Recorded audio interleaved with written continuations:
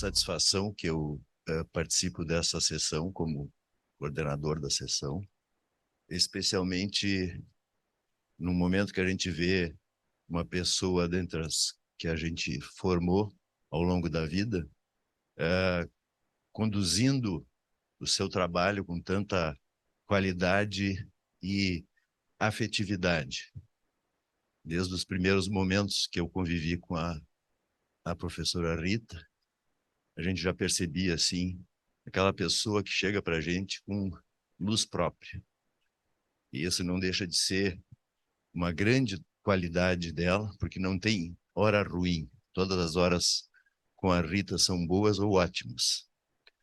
Então, eu queria caracterizar meu reconhecimento a todas as suas qualidades. Vou tentar me achar aqui na minha cola. Então, com grande satisfação, eu apresento o professor André Luiz Fernandes Palmini. Meu celular vai ter que várias páginas até concluir o currículo dele. Então, esse é o resumo, imagina o completo. Então, graduado em Medicina na URGS, residência médica em Neurologia, no Serviço de Neurologia do Hospital de Clínicas de Porto Alegre, Clinical Research Fellowship em Epileptologia e Neurofisiologia Clínica pelo Montreal Neurological Institute, doutorado em Neurologia pelo Programa de Pós-Graduação de Ciências Médicas da Universidade Estadual de Campinas, pós-doutorado em Neuroimagem. Eu vou começar a pular um pouco, senão nós não vamos atender o tempo. E Epileptologia National Hospital for Neurology, at Queen's Square University de London, professor titular de Neurologia do Núcleo de Neurociências da Escola de Medicina e Pós-Graduação na PUC, coordena e colabora com um número importante de projetos de pesquisadores nacionais e internacionais em diversas áreas do conhecimento, principalmente em epilepsia, alterações do comportamento.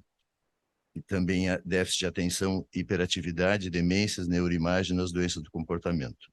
Membro da comissão organizadora do Congresso World Congress on Brain Behavior and Emotions desde 2005 e do corpo editorial de 4 periódicos internacionais na área da neurologia. Recebeu 4 prêmios como pesquisador na sua área de atuação. Atualmente é chefe do serviço de neurologia do Hospital São Lucas da PUC, diretor do programa de cirurgia de epilepsia do Hospital da PUC. Vejam que doença crônica é fortemente o trabalho do professor. Ele vai nos brindar com as suas reflexões a respeito de empatia em doenças crônicas. Por favor, doutor André, seja bem-vindo. Obrigado. Bom dia a todos aí. Obrigado pela apresentação do professor Gilberto. E claro, para a professora Rita aí, que é amiga de todos nós, todo mundo admira ela. Então, obviamente, com o convite da professora Rita, a gente nem pestaneja, correto? A gente aceita de qualquer maneira e é sempre um desafio aí poder falar, ainda mais que esse é um evento, digamos, que é de pessoas que lidam com um aspecto daquela que é a minha atividade, que é lidar com pessoas com doenças crônicas, mas que tem várias vertentes, assim, né, que são pessoas da área da profissionais de saúde, pessoas da área da epidemiologia, etc. Então, eu procurei organizar essas minhas reflexões, que é bem isso que eu pretendo fazer, né? Um conjunto de reflexões a partir de uma visão mais ampla, né? De uma audiência que tem uma perspectiva mais ampla e não especificamente, digamos, neurológica sobre o assunto, né? Eu sou neurologista e, como todo neurologista, eu trabalho bastante com doenças crônicas. Eu não acho que a neurologia ela tem um apanágio específico disso, certamente outras especialidades da medicina também são assim, e também não são só médicos que lidam com a saúde, com pessoas com essas coisas, na verdade, um leque muito grande de profissionais de saúde, até muito mais do que os médicos, tem um contato direto com pessoas com enfermidades crônicas, né, na área da reabilitação, na área da enfermagem, e eu pretendo, assim, encampar um pouco esses aspectos aqui na minha apresentação. Tá. E, naturalmente, o termo empatia, ele nos traz uma todo mundo tem uma noção do que seja, e óbvio que eu vou tentar trazer alguns aspectos do ponto de vista neurocientíficos, da neurobiologia da empatia, mas não apenas isso, eu vou tentar trazer isso também sob um ponto de vista mais geral. Bom, como é que eu organizei isso? Eu organizei começando com um gráfico, né, de 1943, né, do Marlowe, que é um psicólogo bem famoso ali dos anos 40, em que ele estabeleceu o que seria a hierarquia das necessidades humanas, né? Começando, deixa eu só ver se o pointer está aqui, com a fisiológica, né? Assim, a gente tem que se alimentar, a gente tem que reproduzir, a gente tem que se hidratar, né? A questão da segurança, de que a gente tem que se proteger, né, e especialmente proteger os nossos filhotes, né, depende de nós. Depois a questão da necessidade de interações sociais, autoestima e eventualmente uma sensação de plenitude na nossa vida, ok? Bom, essa é uma pirâmide famosa e a maneira de começar essa apresentação, que me parece mais adequada, é mudando um pouco a pirâmide e trazendo a questão social para a base dela, junto com as questões fisiológicas. Eu acho que cada vez mais, né, a gente valoriza o quanto a integração entre as pessoas, a interação entre as pessoas e a valorização dessa interação é crucial para o nosso bem-estar, tanto quanto um alimento ou algo que a gente se hidrata, né? Isso ficou muito escancarado no período da pandemia, em que muitas pessoas que tiveram uma privação social tiveram muitos problemas, né, do ponto de vista orgânico, neurológico, degenerativo, etc. Bom, então, esse é o meu ponto de partida. E como empatia, a gente sempre tem empatia com alguém ou com alguma situação que envolve questão social, me parece que é um início adequado. Eu pretendo tocar só em 3 pontos, e eu vou usar minha meia hora sobre esses 3 pontos. O primeiro ponto que eu vou abordar é um ponto sobre a oportunidade maravilhosa que profissionais de saúde têm de serem pessoas felizes, não é? Na medida em que o manejo, o contato e o tratamento, né, de pessoas com doenças crônicas abre uma oportunidade de ser feliz. Então, eu vou tentar trabalhar com isso. A segunda coisa é que eu vou entrar um pouquinho mais na questão empatia em si, que tem a ver com o que se conhece em termos de neurociência hoje, de como é que a gente sabe o que está na cabeça da outra pessoa. Porque para que eu empatize com alguém, eu tenho que, de alguma maneira, entrar um pouquinho, né, nos sapatos daquela pessoa. O que a medicina, o que a neurologia ou a neurociência hoje nos traz nesse sentido, né? Que eu chamei de a neurociência da empatia e do entendimento da mente alheia. E, por fim, a questão do papel e o poder do acolhimento, que seria uma espécie de empatia na prática, assim, tá certo? Bom,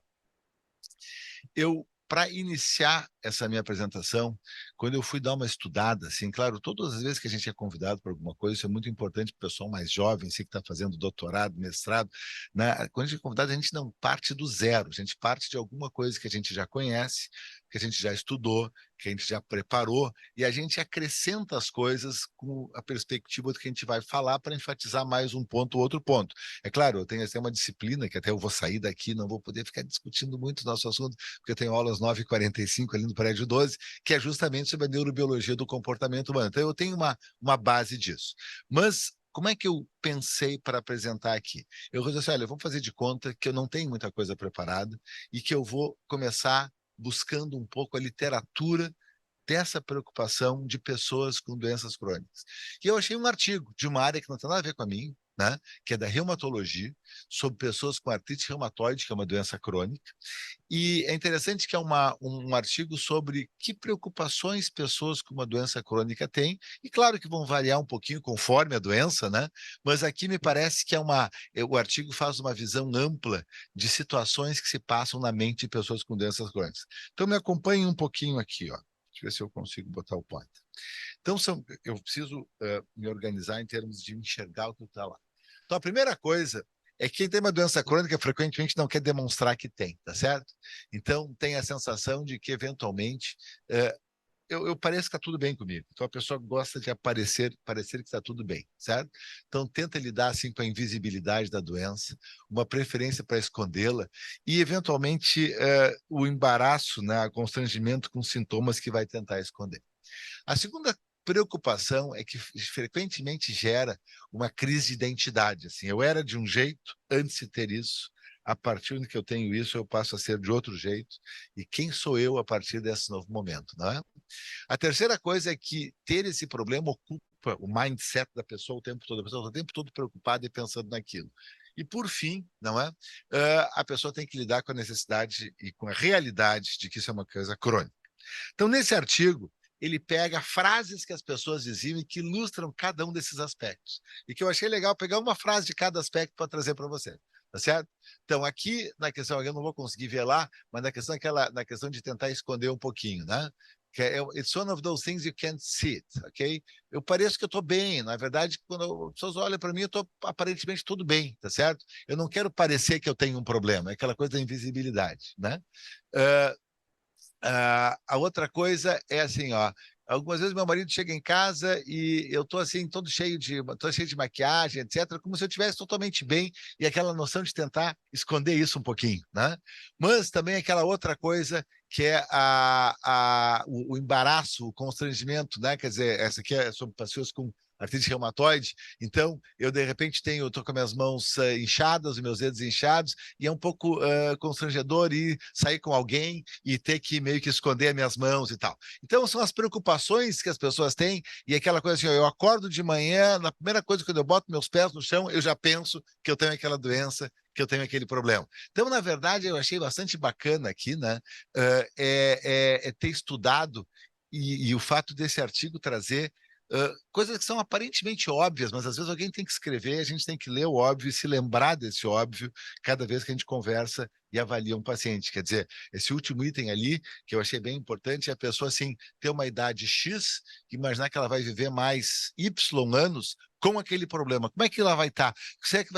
Quanto isso vai piorar? O que vai acontecer? Então, na verdade, eu comecei dessa maneira, porque se essas coisas estão na mente de quem sofre, elas têm que estar também na mente de quem convive e quem cuida dessas pessoas, tá certo? Que eu acho que um pouco é a essência da empatia e eu achei importante começar dessa maneira. O primeiro, então, aquilo foi um aperitivo, tá certo? O meu primeiro ponto é a questão da felicidade do profissional da saúde. O que eu quero dizer com esse ponto?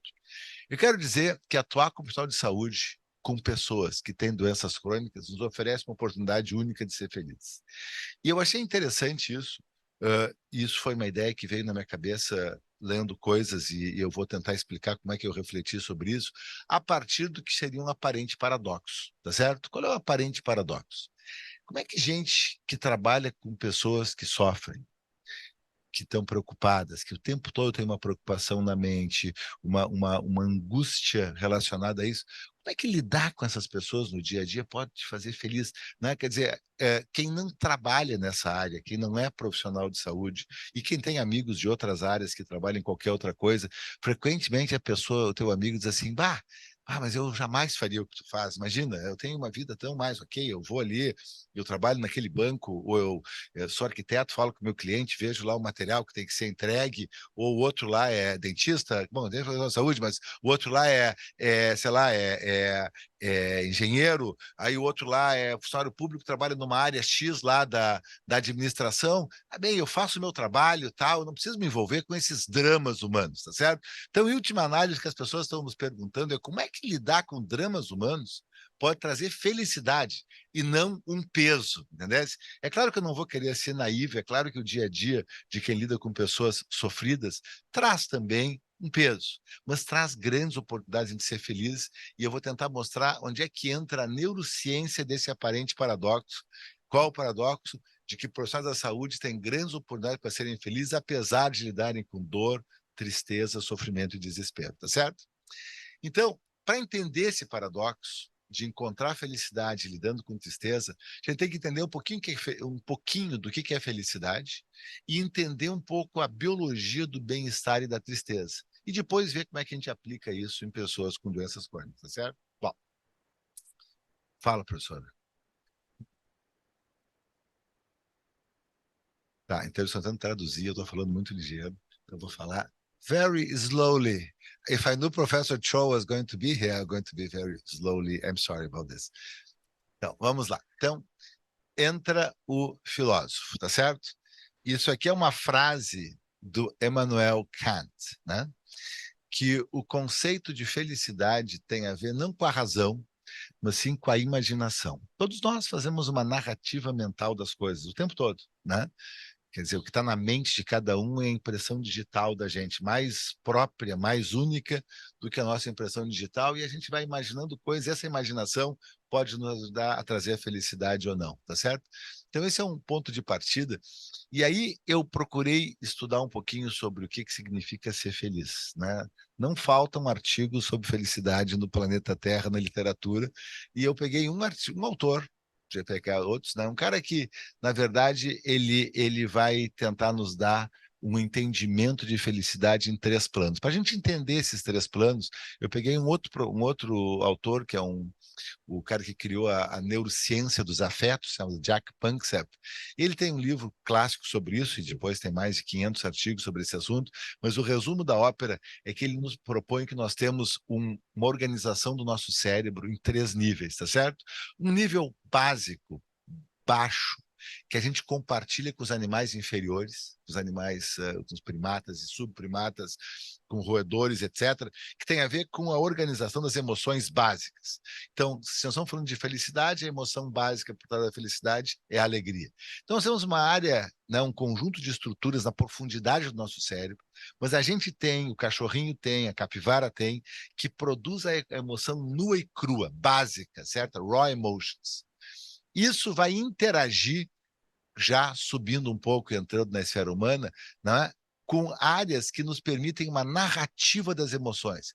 Primeiro eu tenho medo, eu tenho alegria, eu tenho, digamos assim, uma atração sexual, ou eu tenho um pavor, um pânico, e dali a pouquinho, assim, ao mesmo tempo, mas no instante seguinte eu tenho uma razão para aquilo. Essa razão é uma narrativa, e essa narrativa gera um sentimento de orgulho, um sentimento de culpa, ou um sentimento de, eh, enfim, né, de estar orgulhoso, de estar culpado, de estar com vergonha, etc. Por quê? Porque eu vou juntar essa emoção básica com alguma coisa ligada à memória e vai me permitir uma narrativa pela linguagem. Então, essa junção dessas 2 coisas nos dá os nossos sentimentos e a explicação que a gente dá para o que a gente está sentindo. E, por fim, a gente tem uma área do nosso cérebro, que é a córtex cerebral, que junta tudo isso e mistura com aquilo que são os nossos objetivos na vida, nossa plenitude, o que a gente está fazendo, porque eu opto por fazer uma coisa ou outra, como são minhas decisões. Então, é a integração que vai desde uma coisa que faz eu ter uma emoção básica, até eu entender por que eu decido de um jeito ou de outro jeito, existe uma integração contínua disso no nosso sistema nervoso central, tá certo? Que permitem, então, que a gente possa olhar 3 níveis de felicidade como relacionados a cada um desses 3 andares do cérebro humano. Um é a emoção básica de alegria, prazer, né? Que é uma sensação momentânea, passageira, é o gol do time da gente, não é? É o momento que a gente recebe uma carta que passou no concurso, que ouviu o nome, tinha um tempo que a gente ouvia no rádio se passou no vestibular ou não, hoje acho que nem tem mais isso, né? Mas tinha um tempo que tinha. Então, aquele momento de alegria, mas é um momento, é uma coisa momentânea. Todo mundo sabe que está alegre, todo mundo sabe que está com medo, todo mundo sabe que está com pavor, todo mundo sabe que está com atração sexual, são emoções básicas. Não precisa ter um nome para isso, não precisa ter uma narrativa para isso. A narrativa é o andar superior, né? O andar de cima. É uma sensação reconhecível e aqui é a questão da emoção. O segundo plano é a combinação entre as emoções básicas e os sentimentos da gente, né? Então, um equilíbrio entre as alegrias e tristezas ao longo da vida. Aqui entra a nossa narrativa. Aí eu começo a pensar assim, bah, mas podia ter acontecido isso de ruim, aconteceu isso de bom. Bom, então, pensando bem, que coisa boa, né? Então a gente tem aquela sensação de tranquilidade quando a gente cria a gente chama de metacognição, a gente reflete sobre as coisas e vê que elas estão indo de um jeito melhor do que elas poderiam estar indo, né? De que deu certo uma coisa que a gente pensou, de que tem um plano de uma coisa bacana. A doutora Rita ficou 1 ano preparando isso aqui, ou mais, né, Rita? Certo? De que eu me lembro disso. Então, tu vai pensando e dá dando certo, daí tu consegue a verba, daí tu consegue que o professor Tchê venha aqui e tal. Tudo isso aí começa a vir de uma maneira que a pessoa vai se sentindo bem, e essa narrativa da vida da gente é a vida da gente. Quer dizer, hoje é quinta de manhã, tem gente que já sabe o que vai fazer no sábado e já está feliz com o planejamento do que vai acontecer. Essa noção de clicar, assim, linkar emoção e cognição é o segundo plano. E o terceiro é a noção de propósito, certo? Aquela visão mais ampla do que vale a pena na vida. A gente pode estar alegre, a gente pode ter um baita programa perspectiva do sábado de noite, mas a gente quer ter uma noção de onde é que a gente anda na vida. A gente não tem que estar solto pela vida, a gente tem que estar assim, né? achando que tem uma boa qualidade de vida, que consegue usar nossa criatividade, né, aproveitar o potencial, enfim, que é um predomínio mais da cognição. Então, a gente tem esses 3 planos de felicidade. Onde é que isso entra? Eu vou entrar aqui agora, eu não quero me perder muito nisso, só dizer que as pessoas, em geral, se sentem relativamente felizes, na média, né? Está aqui a nota de 1 a 10, certo? E está aqui uma outra coisa, as pessoas sempre acham que vão ser mais felizes no futuro, né? Isso aqui é o que a pessoa estava num momento e que ela achou que ela ia estar dali a 10 anos, exceto quem já está muito feliz no presente, todos os outros acham que vão estar com uma score melhor no futuro, que é bom, né? A gente é essencialmente otimista, certo? E existe, claro, uma noção da psicologia cognitiva de que felicidade é um programa darwiniano, né, no ser humano, ou seja, nunca tu chega lá, a gente não está feito para ser feliz, a gente está feito para ter a crença de que vai fazer coisas que vai nos trazer felicidade. Se a gente pensar bem, isso é crucial, tá certo? Porque a gente está sempre na perspectiva de que eu vou fazer uma coisa que vai me trazer felicidade. Isso quer dizer que eu vou ter que agir para buscar isso, e isso é a essência do ser humano, né? Que a emoção ela está intimamente ligada à ação. Então, a noção de ação para que eu consiga o que eu quero está na essência da própria razão de ser da felicidade. Bom, então eu comecei com essa introdução e para dizer assim, como é que a gente usa esses conceitos e como é que a neurobiologia encara esses conceitos para que cuidar assim não só deste paciente, mas do familiar desse paciente, que tem mãe, tem pai, tem filho, como é que é conversar com essas pessoas que lidam com ele, como é que a gente lida com isso e, ao mesmo tempo, transmite uma sensação de bem-estar para o outro e sente uma sensação de bem-estar, é o que eu vou tentar trazer aqui agora. E para isso, eu quero convidar vocês a pensar um pouquinho, mergulhar um pouquinho no cérebro, e é uma coisa um pouquinho mais neurocientífica, mas eu vou tentar fazer bem simples, assim, certo? Tem uma área, tem uma coisa que faz com que estudantes de faculdade, assim, do Brasil, nos Estados Unidos e tal, possam sair, fazer mais festa em fim de semana, tomar uma cerveja com os amigos, que é a participação em estudos científicos em que eles têm que ser voluntários, tá certo? Então, muito do avanço científico é em cima de voluntários que concordam por ganhar alguns dólares ou reais para poder tomar sua cervejinha e sair no fim de semana, a serem voluntários de estudos. Estudos os mais diversos e que lançam mão, né, da aparelhagem que a gente tem hoje, tem aqui no Instituto do Cérebro, tem em vários lugares do mundo, para estudar o cérebro humano em vivo e em ação. Então, um conjunto de estudos tem a ver com dor. Então, o cara pega lá um grupo de voluntários que topam levar uns choquezinhos, tá certo? E vê, o choquezinho vai aumentando de intensidade, e quando a pessoa começa a sentir dor, ela avisa. E, ao mesmo tempo, está se obtendo imagens funcionais do cérebro, ou seja, que área do cérebro se ativa, ou que áreas do cérebro se ativam, quando uma pessoa começa a sentir dor. E aí, estudos em vários lugares do mundo mostraram a mesma coisa. Tem uma região do nosso cérebro, isso aqui é o meio do cérebro, tá? Como se pegasse uma laranja, que é o cérebro, cortasse ela pela metade, aí tem a parte com a casca e tem a parte aqui dentro, que é a fruta mesmo. Então, nós estamos vendo a parte de dentro do cérebro. Então, na parte de dentro do cérebro, a gente tem uma área chamada cíngulo, né? Que é essa área aqui que está nesse verde, que é a área que sempre se ativa quando a gente sente dor. Muito bem. Ao mesmo tempo, fazendo o contraste disso, se descobriu há muitos anos que tem uma área do cérebro, na profundidade do nosso cérebro, que se chama núcleo accumbens, que sempre se ativa quando a gente tem uma sensação de prazer e bem-estar. Tudo aquilo que nos traz prazer, uma perspectiva de prazer, aquele cheirinho para que está aqui no Rio Grande do Sul, não é daqui, o cheirinho do churrasco quando está morrendo de fome, aquela coisa gostosa da antecipação de um prazer, ativa essa região. Não só a antecipação, como a obtenção dessa recompensa, desse prazer. Então, nós temos uma gangorra, temos umas estruturas que têm a ver com dor e estruturas que têm a ver com prazer e bem-estar. Muito bem. Certo? Aí, uns outros pesquisadores foram fazer um outro estudo que pegaram outros estudantes aí de faculdade e disseram, vamos ganhar uns pila? Vamos. Então tá. Então vamos entrar num aparelho de ressonância magnética funcional e vamos jogar um joguinho de videogame com 2 bonequinhos.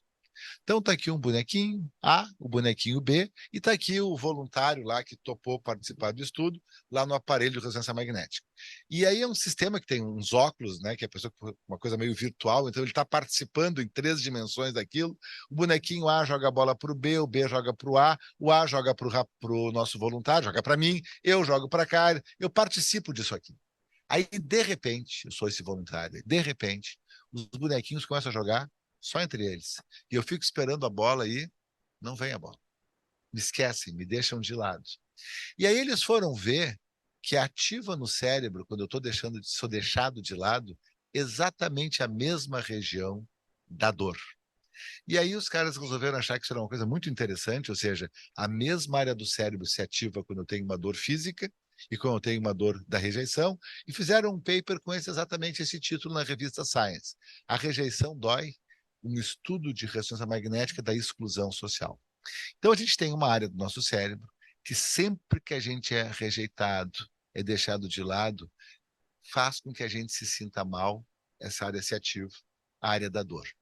É a mesma área que os animais inferiores, tem um editorial muito bonito na Science, nessa edição, quando eles estão assim separados, separa um filhote da sua mãe, ele fica em pânico. Esse pânico é o pânico do desespero, da rejeição. Olha que interessante. Por outro lado, um outro conjunto de pesquisadores pegaram outros estudantes e fizeram um estudo em que eles tinham que ver frases de propaganda de NGO, né, de organizações não governamentais, e ver se eles, a partir da missão daquela organização, da Abnet, por exemplo, se eles doariam ou não doariam algum dinheiro para a Abnet, tá certo? Ou para National Rifle Association dos Estados Unidos, ou para pesquisa para vacina da AIDS, no tempo da AIDS, etc. E o que eles foram ver é o seguinte: quando as pessoas decidiam fazer caridade, ativava a área do cérebro do prazer e do bem-estar. Logo, a rejeição social faz doer. A caridade, o estar perto do outro, o fazer pelo outro, ativa áreas do prazer e do bem-estar. Quando a gente é tratado com justiça, ativa, continua muito devagar, muito rápido. Ah,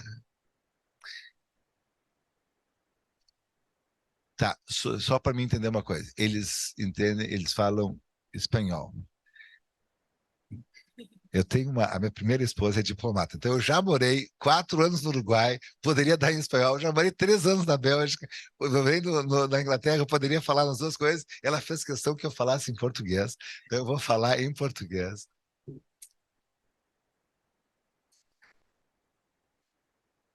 Português. E como é que eu... Tá, bom, então eu vou falar bem mais devagarzinho. Tá. Então, assim, esse sentimento de justiça, por exemplo, quando é tratado com justiça, isso nos dá uma sensação de bem-estar. Todo mundo já teve essa sensação, é ou não é? De que, de repente, alguém faz uma coisa bacana pra gente. E essa coisa bacana... Ah, é uma tradução em tempo real? Ah, tu tá traduzindo em tempo real?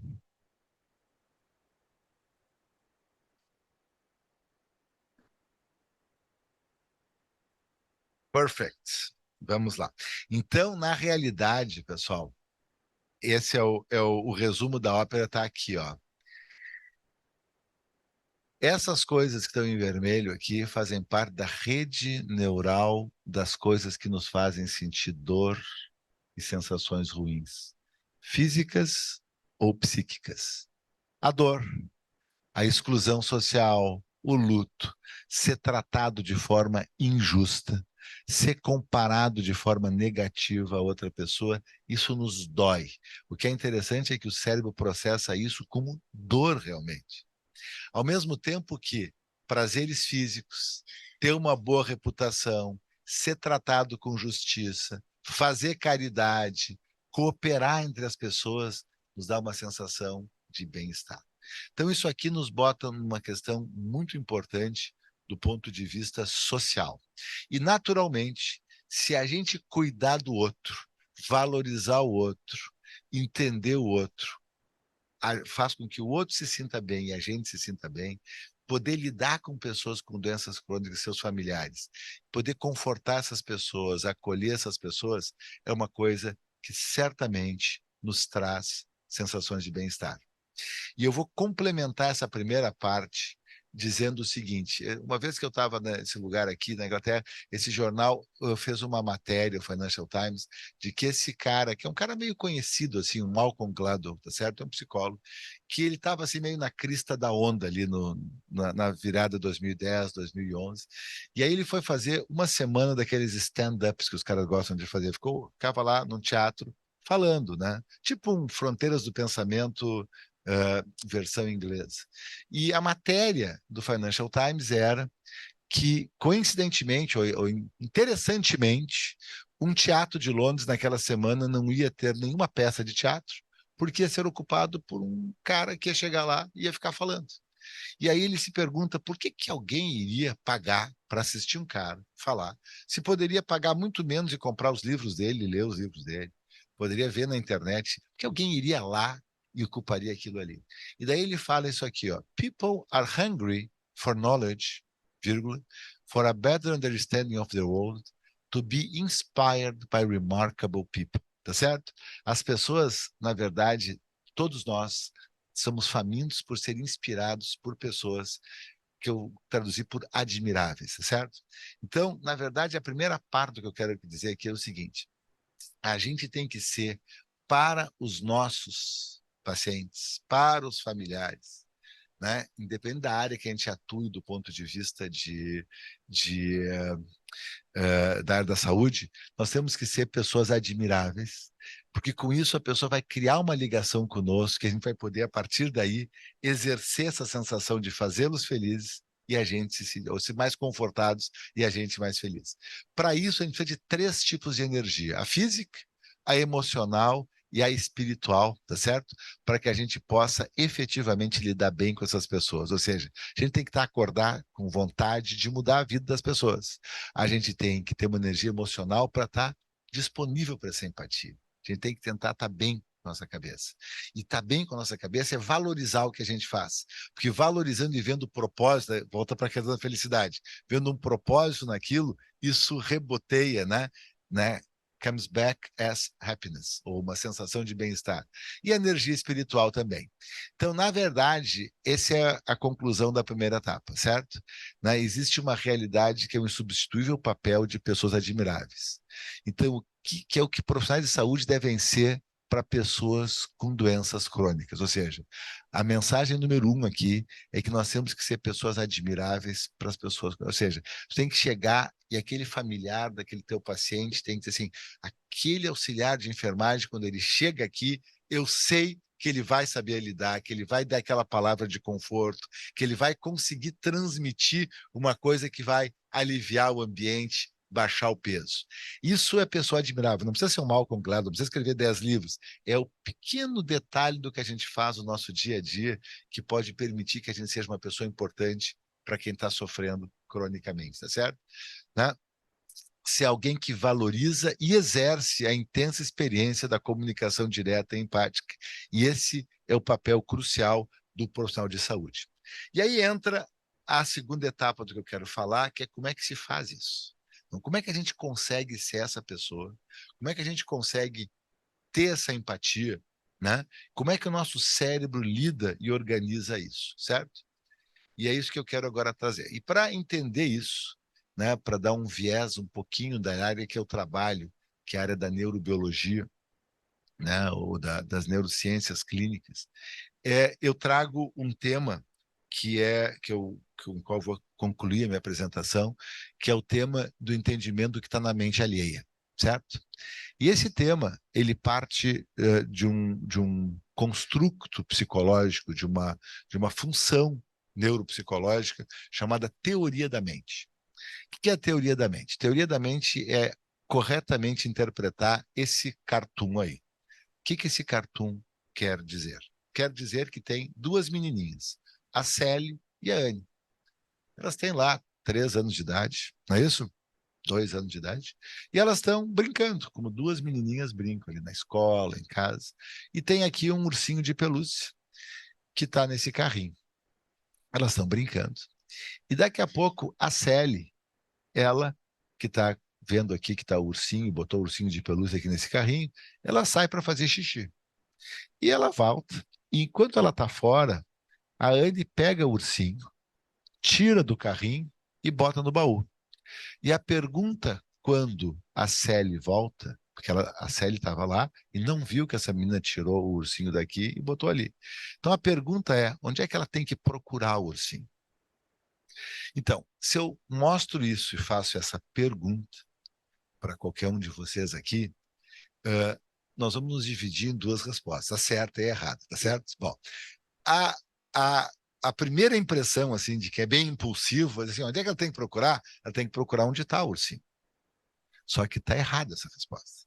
Ela tem que procurar onde ela acha que está o ursinho. E onde é que ela acha que está o ursinho? Que está no carrinho. Ele está no carrinho? Não, ele está no baú. Mas onde é que ela tem que procurar o ursinho? No carrinho. Por quê? Porque na cabeça dela, o ursinho está aqui, porque estava aqui quando ela saiu. Deu para entender isso aqui? Então, a realidade não tem nada a ver com o que a pessoa está pensando. Mas a pessoa tem direito e tem uma capacidade de lidar com a realidade. E quem interpreta isso tem que levar em conta que o que pode estar na cabeça de uma pessoa não tem a ver com a realidade, tem a ver com a sua crença, o seu viés, a sua perspectiva. Isso chama-se teoria da mente. Exercício 2. Está aqui o Joãozinho. O Joãozinho está pescando, certo? O Joãozinho está pescando e alguma coisa puxa o anzol do Joãozinho. A pergunta é, o que o Joãozinho acha que ele pescou? Nós estamos vendo que ele pescou uma bota. Mas o que ele acha que pescou? Quando alguém...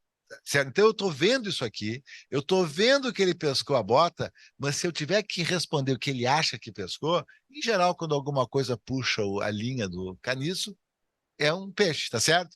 Então, ele acha que pescou um peixe, mas a realidade é que ele pescou a bota, mas o que está na mente dele não tem nada a ver com isso.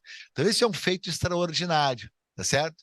É entender as intenções, as crenças e as preocupações de uma outra pessoa, não importando se elas são corretas ou estão baseadas na realidade ou não. Isso chama-se teoria da mente, tá certo? E usar essa informação para predizer a nossa ação em relação a essa pessoa. Isso aqui é a base da empatia. Então, os estudos em neuroimagem que pegam os alunos de faculdade que topam ser voluntários e mostram esses exercícios, mostram que tem um circuito no nosso cérebro fascinantemente organizado para que a gente imagine o que está. Quando a gente faz esse exercício, se ativa sempre esse circuito. E aí, uns caras super espertos foram fazer uma coisa mais bacana ainda. E saiu na Nature. E esse estudo é fascinante, porque todo mundo aqui que tem filho sabe o que eu vou dizer agora. Quando uma criança dessas berra, tá certo? Eu tenho duas, tá? Uma de 25 e uma de 5. Então eu passei por dois momentos disso aí. Tu olha e a mãe sabe se é xixi, cocô, fome, frio, cansaço. É ou não é verdade? Agora, como é que a mãe sabe disso? Assim, eu sempre fiquei, como é que as mulheres sabem desse negócio? Bom, aí os caras fizeram um estudo para mostrar por que eles sabem. Sabem porque durante a gestação vão aumentando as conexões e com isso a espessura da córtex cerebral, exatamente nas áreas cerebrais que tem a ver com a teoria da mente, que tem a ver com a capacidade de entender o que está na mente do outro. É interessante isso, né? É como se o cérebro da mulher grávida vá se preparando para saber o que está na mente do bebê. Estão entendendo onde eu estou querendo chegar? Ou seja, eu tenho que chegar diante de uma pessoa ou de um familiar de uma pessoa que está sofrendo e eu tenho que falar com essa pessoa entendendo o que está na mente dela. Com isso eu consigo empatizar com ela e ela consegue saber que está diante de alguém que está valorizando o que ela está sentindo, que ela está pensando, independente da realidade no equilíbrio. Isso, por exemplo, faz a brutal diferença do sucesso profissional de profissionais de saúde. É a pessoa perceber que tu sabe o que ela está sentindo, tu está na mente dela, tu está empatizando com a mente dela e não com um dado de realidade. Eu, antes de ir para cá, eu fiz um atendimento à distância aí numa pessoa que eu não consegui terminar a consulta ontem, que é a mãe de uma criança com uma doença neurológica super grave, né? E ela me disse, doutor, eu quero que o senhor dê uma olhada, que eu prometi que eu ia terminar a consulta hoje de manhã cedo, numa coisa que foi escrita, né? Foi o médico lá escreveu uma coisa assim, olha, se essa criança tiver um problema muito sério numa das N idas à emergência, não ressuscitar, porque é uma criança com uma doença neurológica muito grave. E aí, quando ela mandou aquilo, assim, uma pessoa inteligente, o que ela queria? Ela queria ouvir de mim um pouco mais sobre se eu concordaria em que o filho dela não... Entendesse? Então, assim, eu não tenho que entrar só com a realidade nua e crua de que ele tem tal lesão cerebral, com 500 crises. Não, eu tenho que chegar e dizer, olha, isso aqui deve ter sido um sofrimento muito grande para a senhora quando leu isso aqui, né? Então, tu começa a conversa empatizando com a mente da pessoa. Depois tu entra no detalhe prático, que em última análise é o que a letra fria do papel diz. E não está errado a letra fria do papel, está correta. Mas aquilo ali depende do tempero, é que nem fazer uma massa. Como é que se chama macarrão em inglês? Pasta, professor Choi. Se fazer uma massa, tu pode fazer uma massa, bota pasta na água fervendo. Agora, aquilo ali, qualquer um faz. Tu vai no super por R$13,40, tu compra a massa e bota ali. Agora, se tu vai, né, se o restaurante vai cobrar 200, vai cobrar 16, depende do molho, depende, certo? Essa empatia é o molho da pasta, tá certo? Que é o que vai fazer toda a diferença, certo? Bom, então tá aqui, que tem os elementos da empatia. Eu estou chegando no final, não quero me passar do tempo, mas essa questão, assim, de que a gente tem que ter uma... Ficou ruim essa cor aí das coisas, meu Deus do céu.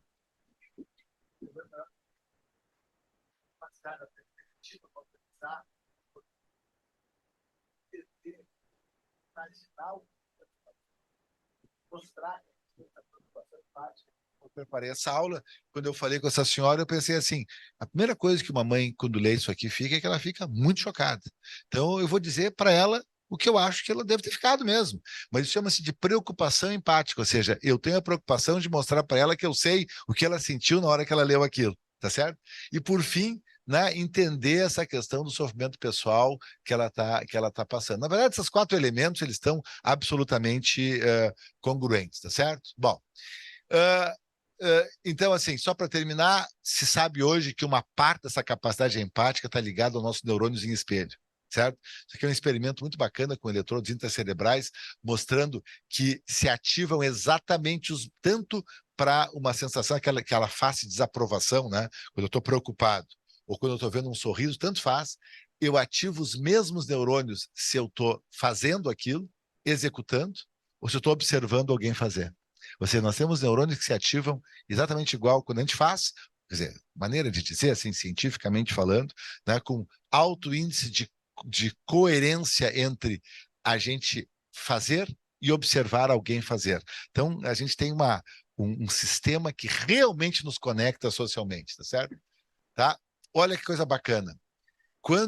Esse aqui é um estudo que a pessoa tem que decidir se ela vai ajudar ou se ela não vai ajudar alguém, né? Aquela mesma coisa, aquela coisa da caridade, num outro estudo.